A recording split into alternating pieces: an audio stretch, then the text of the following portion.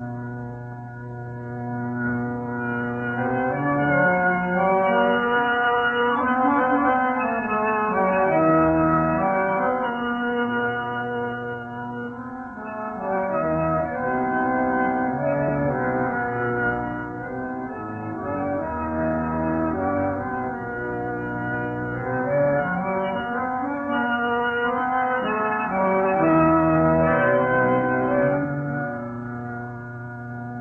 कौन आज आया सवेरे सवेरे,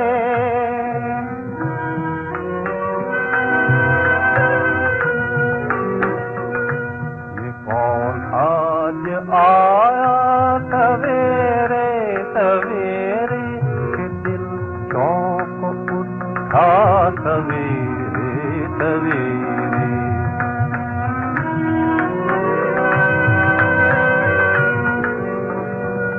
कहा रूप ने गात है चौधरी का, कहा रूप ने गात है चौधरी का, मगर चाँद कैसा सवेरे सवेरे।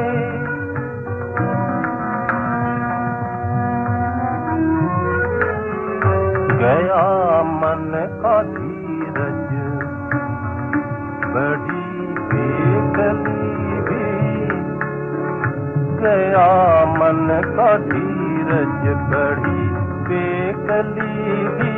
ये मुझको हुआ क्या, ये मुझको हुआ क्या सवेरे सवेरे।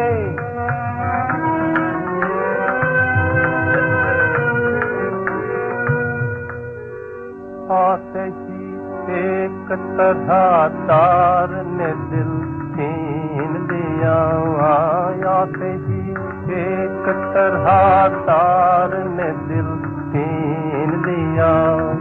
दिलरुबा बन के दिलादार ने दिल छीन लिया, बाकी चितवन के चिते प्यार ने दिल छीन लिया। देखे धोखा किसी यार ने दिल छीन लिया। आँखों में जादू बातों में टोना,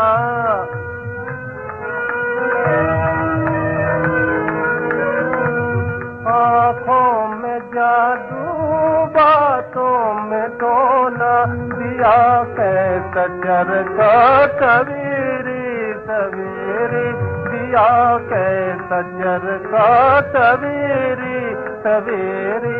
ये कौन आज आया सवेरे सवेरे। ओम शांति। 16/2/2026 प्रातः मुरली। ओम शांति। बाप दादा मधुबन। बाबा आज कह रहे हैं, मीठे बच्चे, प्राणेश्वर बाप आया है तुम बच्चों को प्राण दान देने। प्राण दान मिलना अर्थात तमो प्रधान से सतो प्रधान बनना। मीठे बच्चे, प्राणेश्वर बाप आया है तुम बच्चों को प्राण दान देने। प्राण दान मिलना अर्थात तमो प्रधान से सतो प्रधान बनना। प्रश्न, ड्रामा के हर राज को जानने के कारण कौन सी सीन तुम्हारे लिए नई नहीं है?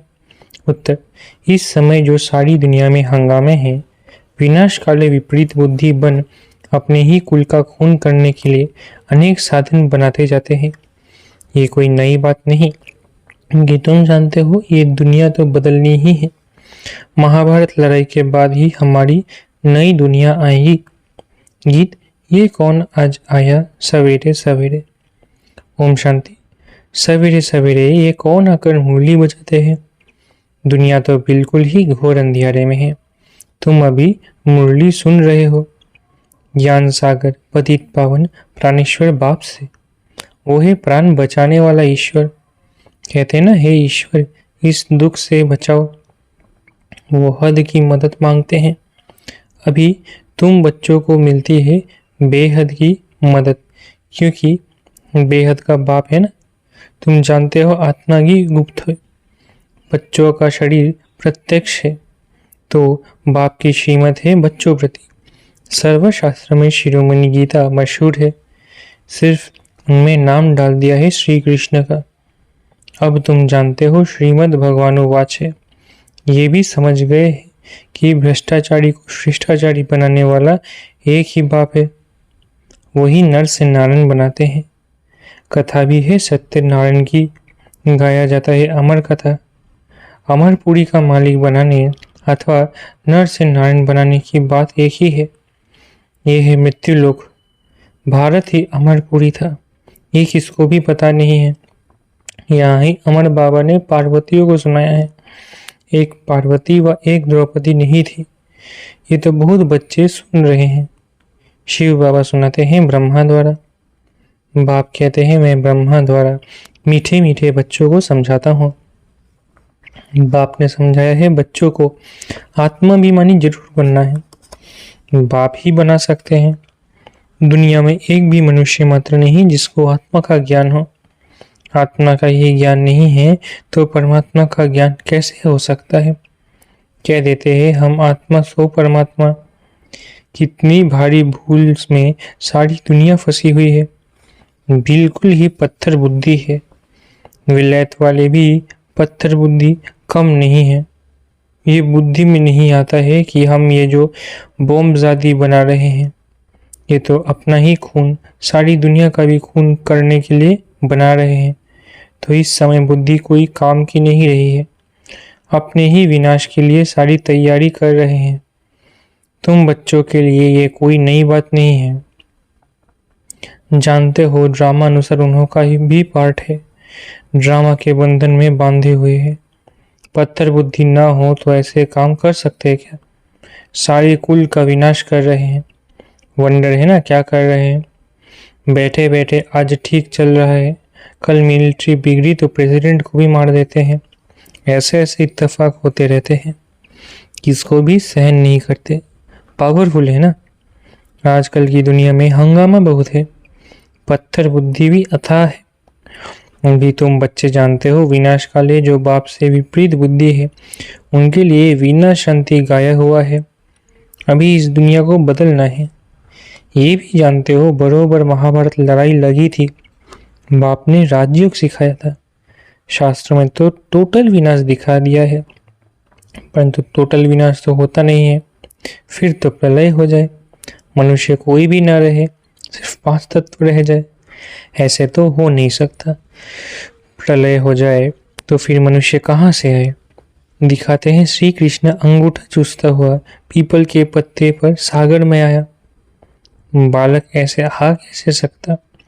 शास्त्रों में ऐसी ऐसी बातें लिख दी है जो बात मत पूछो। अभी तुम कुमारियों द्वारा इन विद्वानों भीष्म पितामह आदि को भी ज्ञान बान लगते हैं, वो भी आगे चलकर आएंगे। जितना जितना तुम सर्विस में जोर भरेंगे, बाप का परिचय सबको देते रहेंगे, उतना तुम्हारा प्रभाव बढ़ेगा। हाँ, विघ्न भी पड़ेंगे।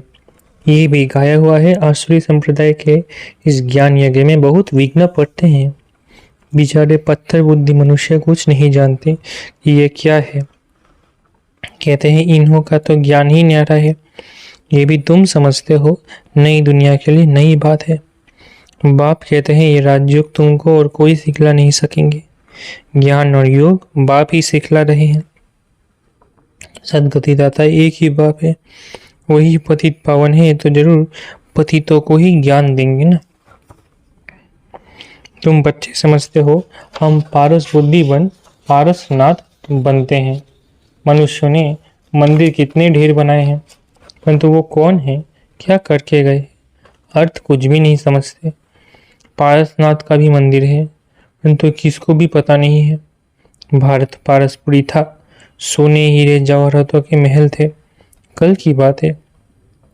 वो तो लाखों वर्ष कह देते हैं सिर्फ एक सतयुग को, और बाप कहते हैं सारा ड्रामा ही 5000 वर्ष का है।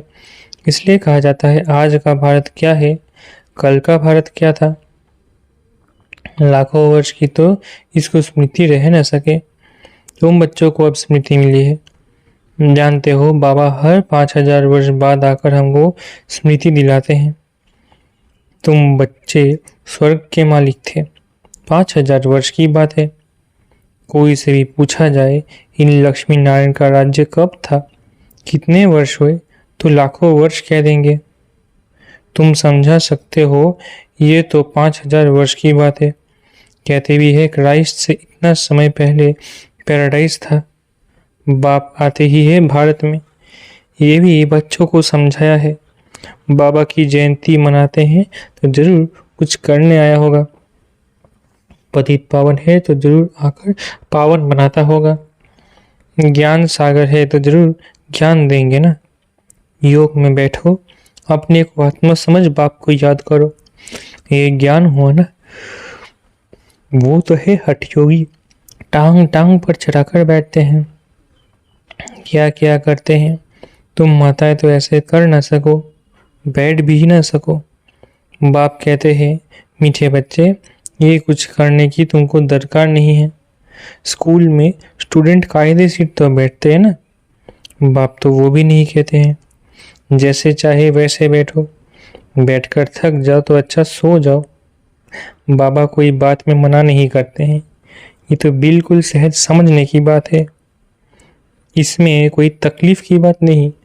बल्कि इतना भी बीमार हो, पता नहीं सुनते सुनते शिव बाबा की याद में रहते रहते और प्राण तन से निकल जाए। गाया जाता है ना, गंगा का तट हो, गंगा जल मुख में हो, तब प्राण तन से निकले। वो तो सब है भक्ति मार्ग की बात है। वास्तव में ये ज्ञान अमृत की बात है। तुम जानते हो सचमुच ऐसे ही प्राण निकलने हैं। तुम बच्चे आते हो परम धाम से, हमको छोड़ कर जाते हो। बाप कहते हैं मैं तो तुम बच्चों को साथ ले जाऊंगा। मैं आया हूँ तुम बच्चों को घर ले जाने के लिए।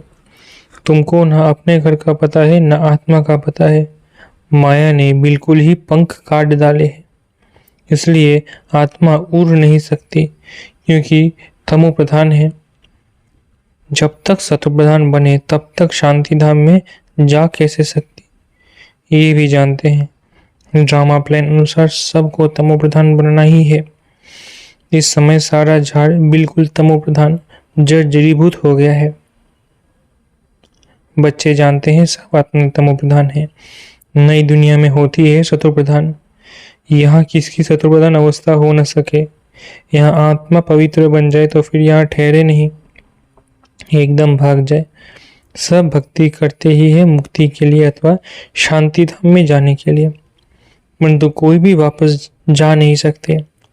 लॉ नहीं कहता। बाप ये सब राज भेद समझाते हैं धारण करने के लिए। फिर भी मुख्य बात है बाप को याद करना, स्वदर्शन चक्रधारी बनना। बीज को याद करने से सारा झाड़ बुद्धि में आ जाएगा। झाड़ पहले छोटा होता है फिर बड़ा होता जाता है। अनेक धर्म है ना, तुम 1 सेकंड में जान लेते हो। दुनिया में किसको भी पता नहीं है। मनुष्य सृष्टि का बीज रूप सबका एक बाप है। बाप कभी सर्वव्यापी थोड़े ही हो सकता है। बड़े से बड़ी भूल है ये। तुम समझाते भी हो मनुष्य को कभी भगवान नहीं कहा जाता। बाप बच्चों को सब बातें सहज करके समझाते हैं।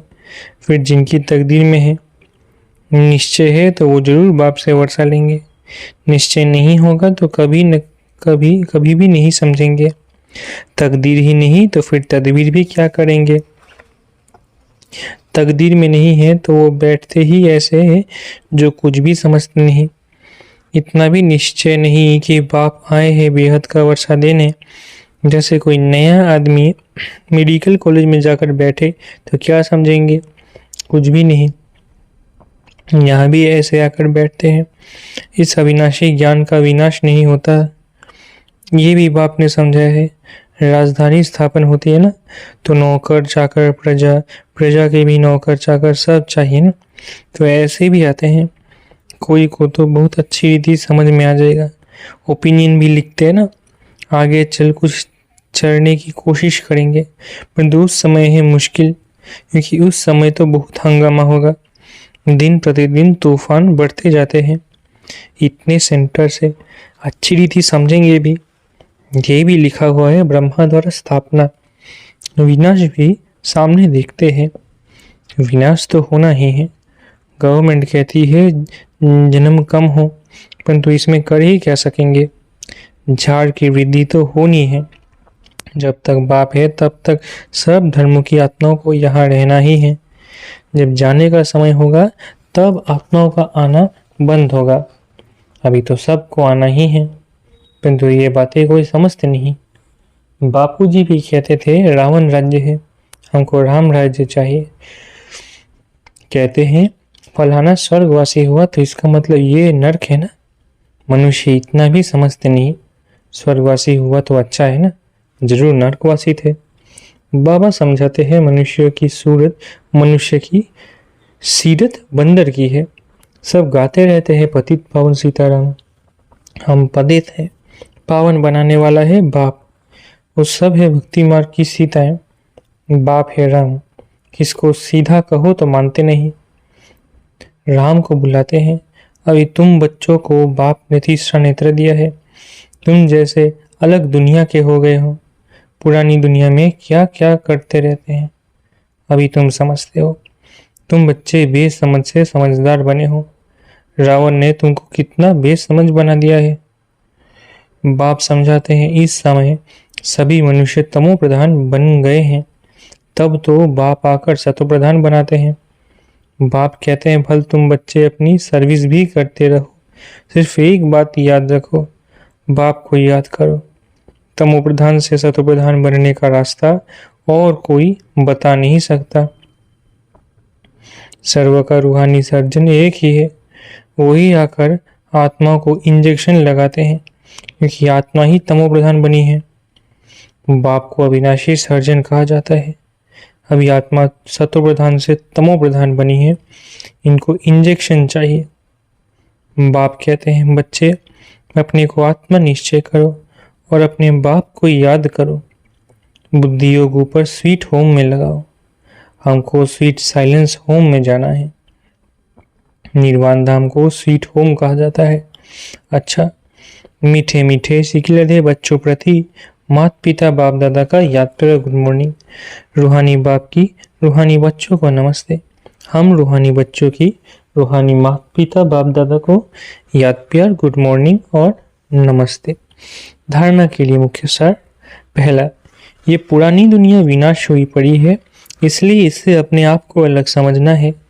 झाड़ की वृद्धि के साथ साथ जो विघ्नों रूपी तूफान आते हैं उनसे डरना नहीं है, पार होना है। दूसरा, आत्मा को सतोप्रधान बनाने के लिए अपने को ज्ञान योग का इंजेक्शन देना है। अपना बुद्धि योग स्वीट होम में लगाना है। वरदान, पहले आपके पाठ द्वारा ताजदारी बनने वाले चतुर सुजन भव।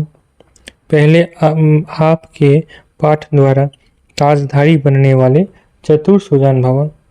जैसे बाप दादा अपने को ओबीडियंट सर्वेंट कहते हैं, सर्वेंट कहने से ताजधारी स्वतः बन जाते हैं।